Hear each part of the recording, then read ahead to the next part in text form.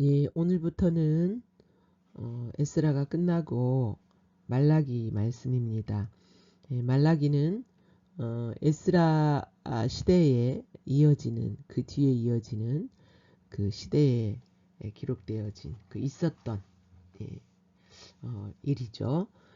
그리고 이 시대는 느헤미야가 이렇게 활동했던 하나님의 선지자 느헤미야가 활동했던 그 시대이죠. 그 말라기라는 뜻은 그 창세기 기록되다 기자가 아니고 말라기 자체가 사람 이름입니다. 이 이름의 뜻은 나의 사자, 하나님의 사자라는 뜻이죠. 그러니까 하나님이 이스라엘 백성들을 떠나서 그 하나님의 길을 버렸을 때마다 하나님은 하나님의 사자들을 보내시죠. 메신저.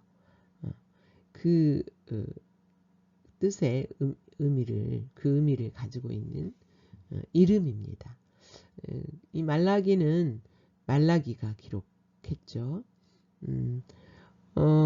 이 말라기의 그 전체 책의 그 내용은 하나님의 경고의 책입니다. 하나님의 경고의 책. 예. 하나님의 백성이 하나님을 버리고 하나님을 떠나서 살아갈 때 하나님이 심판을 경고하시죠.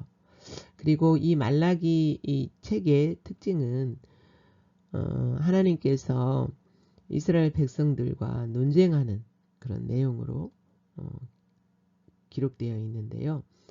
총 6개의 논쟁이 나옵니다. 하나님이 너희가 이러이러하다, 내 앞에서 이러이러하다 라고 말씀하셨을 때 백성들은 어떻게 우리가 그렇습니까? 라고 반문하고 동의하지 않죠. 이것은 하나님을 알지 못하는 이스라엘 백성들의 그 상태를 나타내는 것이죠. 그리고 말라기가 기록되어진 이후에 더 이상 하나님이 이스라엘 백성들에게 말씀하시지 않고 하나님은 침묵하십니다. 겉으로 보기에는 하나님은 아무 일도 안 하시는 것처럼 이스라엘 백성들을 향하여서 아무 일도 하시지 않는 것처럼 보이지만 실은 하나님은 이스라엘 백성들을 향하여서 세상을 향하여서 계속 일하고 계시죠. 말라기가 기록되어진 이후에 430년 동안 하나님은 이스라엘 향하여서 침묵하십니다. 아무 말씀도 없이 430년 동안 침묵하시는 동안 왜 이런 침묵이 계속되어지냐면 그 이스라엘 백성들의 하나님을 향한 무관심 그리고 메시아가 오신다고 하는데 메시아의 오심이 더디어지자 이스라엘 백성들이 그 믿음을 가지고 소망을 가지고 하나님을 기다리기보다 하나님을 향하여서 이렇게 환멸을 느끼는 그러나 전부가 그런 것은 아니고 그 메시아가 오실 것을 기대하는 또 사람들이 있었죠. 예수님이 오실 때 예수님이 오시기를 간절히 기대했던 그런 사람들이 있었죠. 말라기는 신약과 구약을 잇는 이어주는 책입니다. 그래서 말라기서에서는 예수님이 오시기 전에 예수님이 오실 길을 예비할 자를 언급하시죠. 그 주님의 길을 예비할 자가 온다라는 것을 예언하고 계십니다.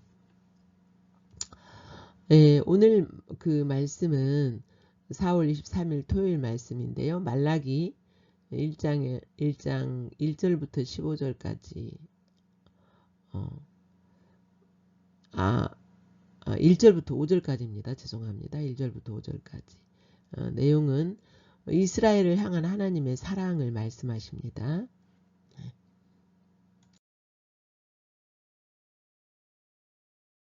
하나님 말씀 우리 함께 읽겠습니다. 시작. 여호와께서 말라기를 통하여 이스라엘에게 말씀하신 경고라.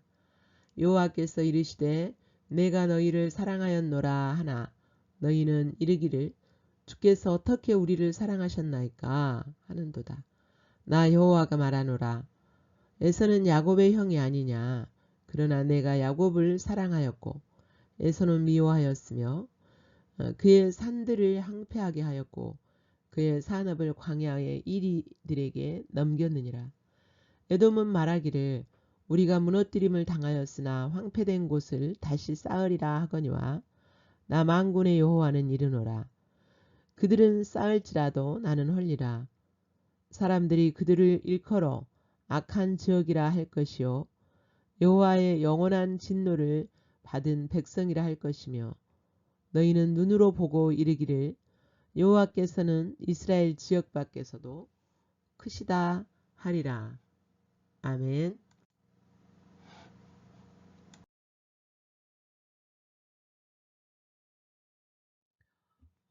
이제 그 말라기 전체의 내용이 어떤 내용인가가 1절에 나와 있죠.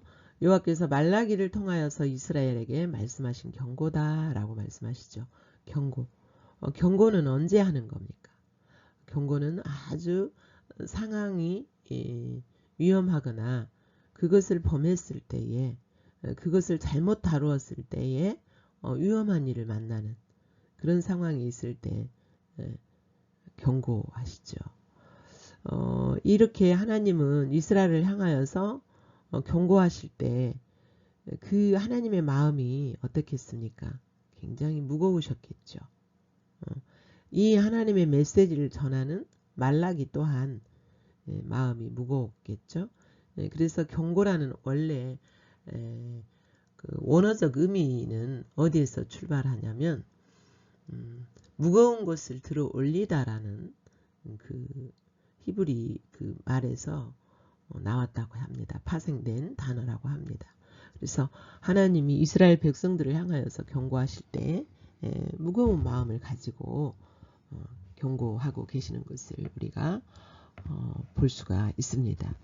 하나님께서 이 말라기를 통하여서 우리가 읽을 때에 그냥 단순히 가볍게 지나가면 안 되겠죠. 그래서 우리가 하나님의 이 말씀을 대할 때 나에게 내가 이 말씀에 해당되었을 때 정말 하나님께서 무거운 마음으로 경고하신 것처럼 우리도 이 경고의 말씀들을 무겁게 받아들여야 될 줄로 생각이 듭니다.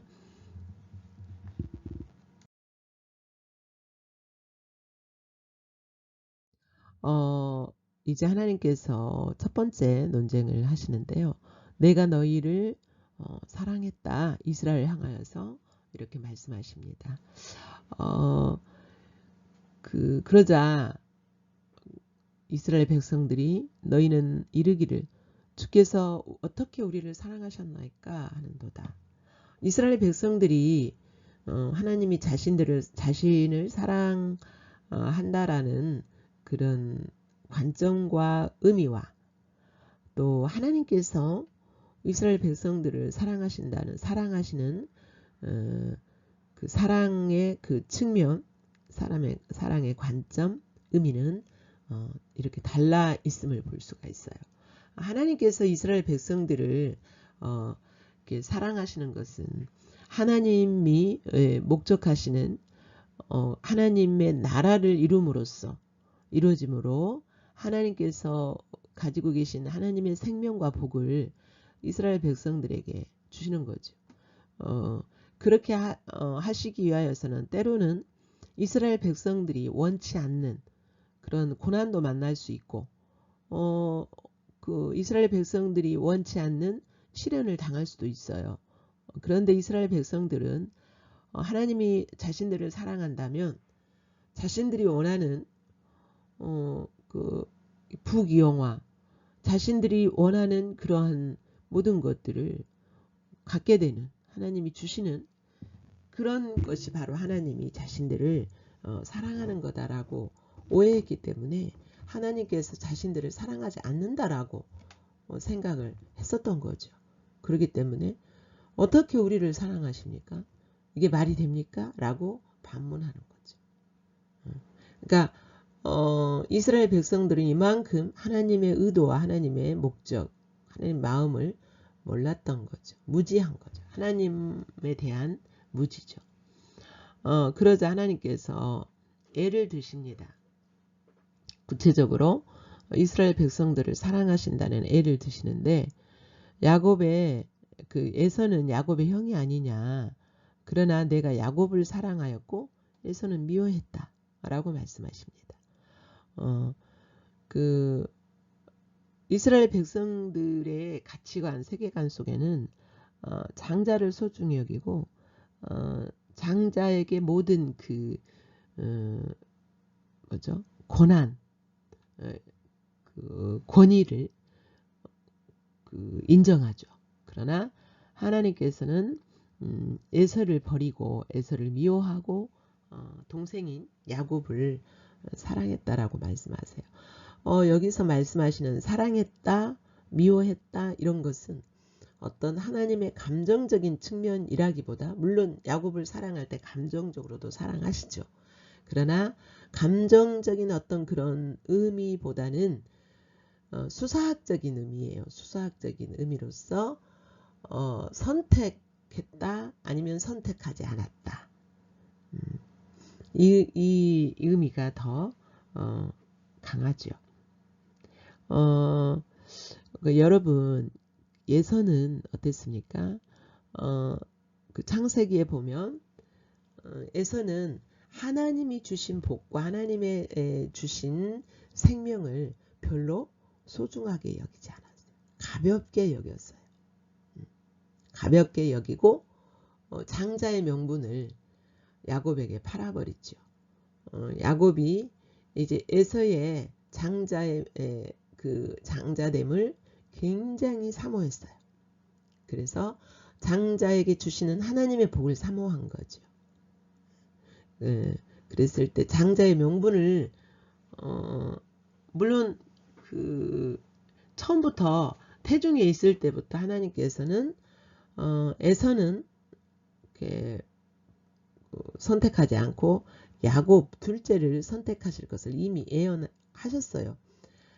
야곱이 이렇게 장자의 명분을 형에게서 이제 탈취했다라고 표현을 하는데요. 그 장자의 명분을 팥죽 한 그릇에 샀잖아요. 그것에 대해서 성경은 탈취했다라고 표현을 합니다. 야곱이 이렇게 인간의 방법으로 장자의 명분을 사지 않았을지라도 하나님 말씀하셨기 때문에 하나님이 주실 거죠. 그런데 야곱은 인간의 방법으로 그것을 뺏었죠.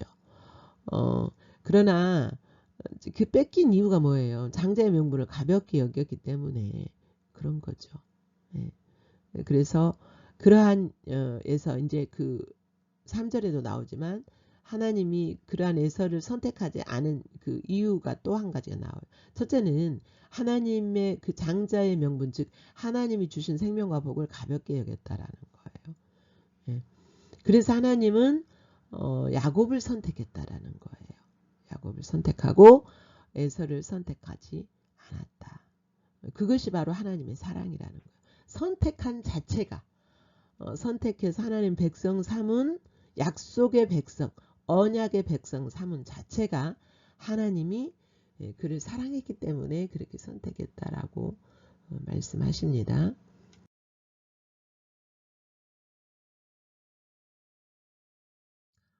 그리고 이제 에돔의 특징을 말씀하세요. 에돔은 장자의 명분을 가볍게 여겼을 뿐만 아니라 에돔은 말하기를 우리가 무너뜨림을 당하였으나 하나님이 우리를 무너뜨리면 우리가 항폐된 그곳을 무너뜨려진 그곳을 다시 쌓겠다. 우리가 다시 쌓겠다.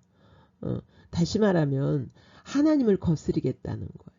하나님을 거스리고 하나님의 자원이 아닌 우리의 자원, 나의 자원으로 내가 살아가겠다라는 거예요.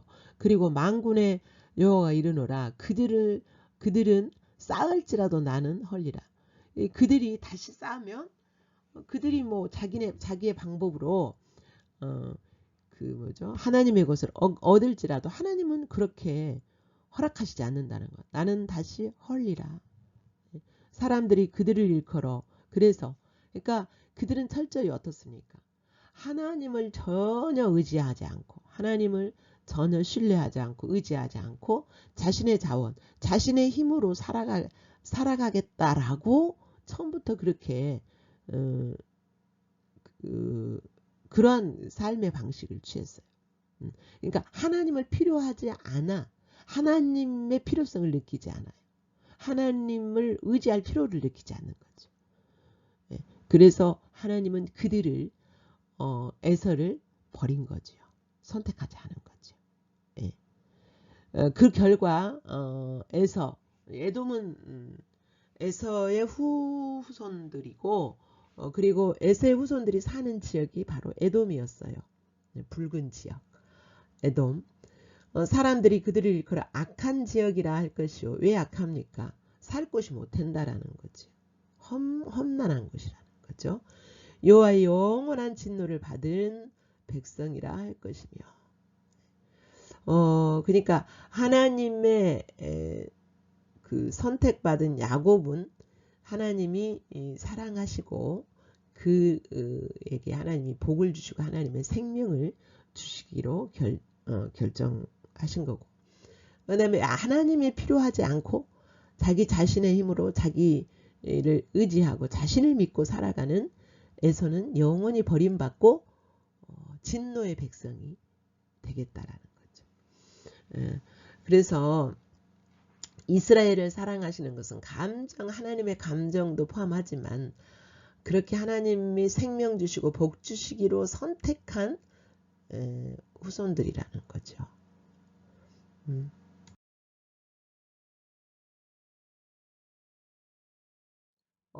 너희 눈으로 보고 이제는 너희 눈으로 보고 이르기를 여호와께서는 이스라엘 지역 밖에서도 크시다 하리라. 그러니까 하나님이 너희 눈으로 보게 될 것이다. 앞으로 너희 눈이 무엇을 보게 될 거냐. 이스라엘 백성들이 사는 지역뿐만 아니라 하나님이 열방을 통치하시고 다스리시는 것을 너희 눈으로 앞으로 보게 될 것이다 라고 하나님이 말씀하십니다.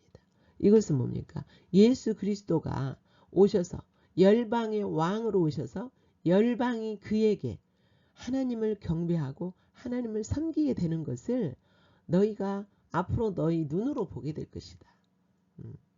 그러니까 430년이 지난 후에 예수님이 오시지만 이제 그의 후손들의 눈으로 보게 될 것이죠. 이스라엘은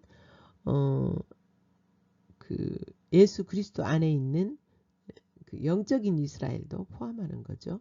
그래서 그들의 눈으로 하나님이 열방을 다스리는 왕이시다라는 것을 그들이 보게 될 것이다 라고 하나님이 말씀하십니다.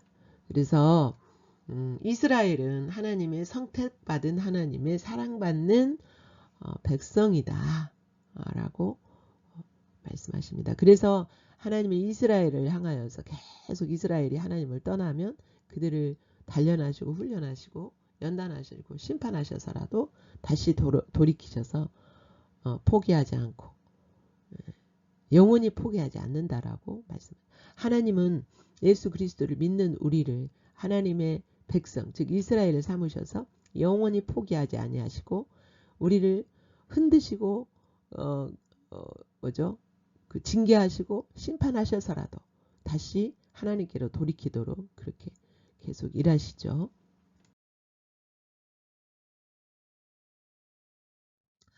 본문 말씀을 다시 한번 읽겠습니다. 시작.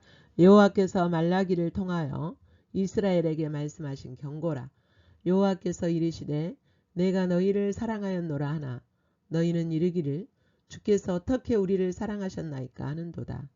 나 여호와가 말하노라. 에서는 야곱의 형이 아니냐. 그러나 내가 야곱을 사랑하였고 에서는 미워하였으며 그의 산들은 항폐하였고 그의 산업은 광야의 이리들에게 넘겼느니라. 에돔은 말하기를 우리가 무너뜨림을 당하였으나 황폐된 곳을 다시 쌓으리라 하거니와 나 만군의 여호와는 이르노라. 그들은 쌓을지라도 나는 헐리라. 사람들이 그들을 일컬어 악한 지역이라 할 것이요 여호와의 영원한 진노를 받은 백성이라 할 것이며 너희는 눈으로 보고 이르기를 여호와께서는 이스라엘 지역 밖에서도 크시다 하리라.